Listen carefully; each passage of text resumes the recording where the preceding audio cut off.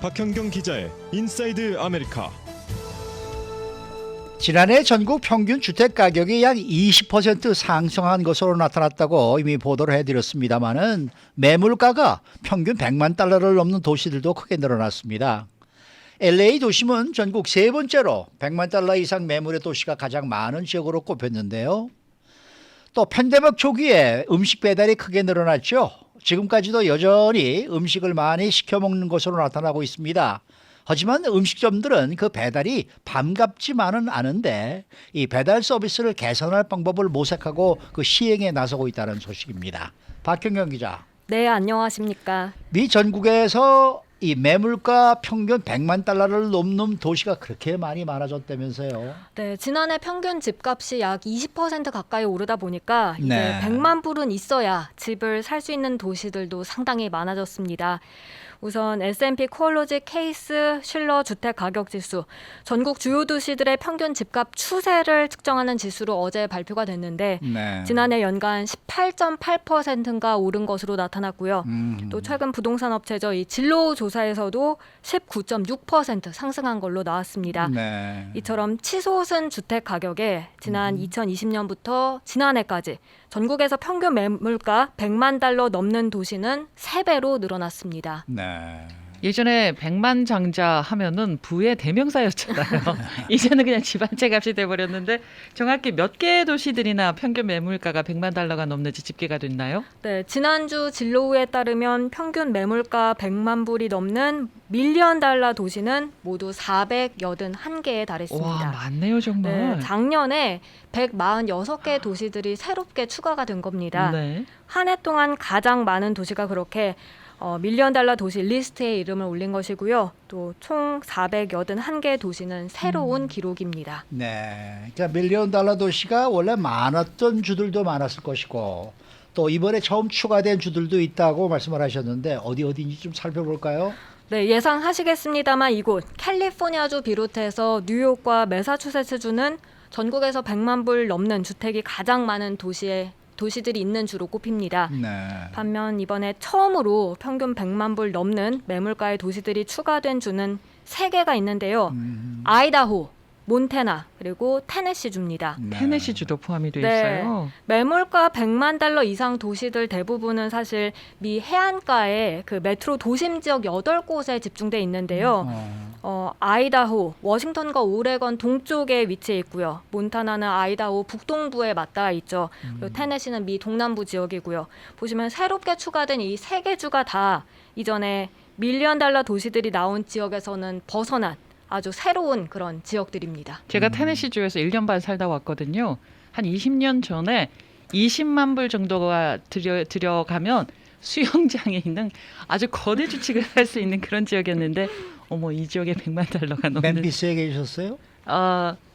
클락스빌이라고요. 클락스빌. 네, 아주 작은 도시가 있었습니다. 자, 그런데 보니까 미국에서 밀리언 달러 도시가 가장 많은 도심 지역은 그래도 여전히 해안가 지역이네요. 네, 그렇습니다. 전체 밀리언 달러 도시 60%가 8개 이 메트로 도심 지역에 집중돼 있는데요. 특히 44%, 거의 절반 정도가 이곳 캘리포니아주에 포함됐습니다. 네. 캘리포니아주 LA와 샌프란시스코에선 상당수 도시들이 이 매물가가 평균 100만 달러를 넘는데요. 지금 말씀드리는 것은 이제 LA시, 샌프란시스코시 이런 게 아니라 예. 이제 메트로 LA, 메트로 샌프란시스코에서 도심을 뜻하는 거니까요. 그 일대 도시들로 계산됐다고 보면 되겠습니다. 네. 자, 가장 많은 밀리언 달러 도시가 위치한 도심들을 순위별로 좀 알아볼까요? 네, 작년 12월 기준입니다. 평균 매물가 100만 달러 넘는 도시가 가장 많이 포함된 도심은 샌프란시스코와 뉴욕이 각각 공동 1위입니다. 두 곳 각각 76개 도시들이 매물가 100만 달러 이상에 달했습니다. 네. 이어서 LA가 3위입니다. 3위. 네, LA 도심에는 57개 도시들이 평균 매물가 100만 달러 넘는 것으로 조사됐습니다. 이어 4위 산호세입니다. 22개 도시 포함하고 있고요. 그리고 5위 18개의 보스턴, 16개의 시애틀이 6위입니다. 7위는 마이애미 14개, 8위 워싱턴 DC 11개, 그리고 캘리포니아주의 산타루사와 산타마리아, 산타바바라 이게 각각 9개 도시 포함하면서 공동 9위입니다. 앞서 캘리포니아주의 전체 44% 도시가 몰려 있다고 전해드렸는데 보시면 이 탑 10 가운데 샌프란시스코, LA, 산호세, 산타로사 그리고 또 산타마리아, 산타바바라 이렇게 5개가 다 이곳 캘리포니아주에 있는 도시들입니다.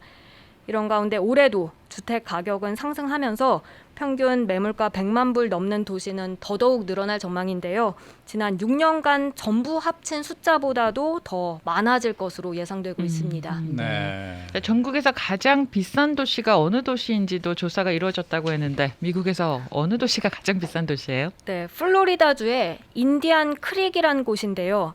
마이애미 동쪽의 이 비스케인 베이에 위치한 300에이커 섬입니다. 섬. 네, 여기는 보통 주택가가 이제 2,830만 달러에 달한다고 합니다. 주택 한 채에 2,830만 달러예요? 네, 와, 근데 이 어마어마하네요. 도시에 단 88명이 살고 있고요. 예. 여기엔 유명 인사도 있는데요. 탐 브레디, 그리고 스페인 가수 엔리케 이글레시아스 등입니다.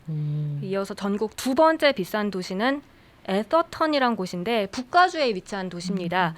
샌프란시스코와 산호세 사이에 그 샌프란시스코 페닌슐라에 네. 있는 작은 마을입니다. 보통 주택가가 770만 달러에 달하고요. 이 밖에 워싱턴주의 헌트 포인트, 플로리다주의 주피터 아일랜드, 그리고 뉴욕주의 사가포넥이 약 600만 달러로 전국 가장 비싼 도시 탑 5에 들었습니다. 네. LA에 이렇게 100만 달러짜리 집들이 많이 이렇게 이제 늘어났다 그러니까 이 방송을 들으시는 분들도 또 슬그머니 웃고 계시는 분들도 계시라고 보는데요. 슬그머니 속상하시는 분들도 많이 계실 거예요. 네. 자, 다음 소식입니다. 여러분들께서는 배달 음식 많이 시켜 드십니까? 이 팬데믹 이후에 음식을 배달시켜서 먹는 경우는 이 팬데믹 이전보다 확실히 좀 늘어났죠?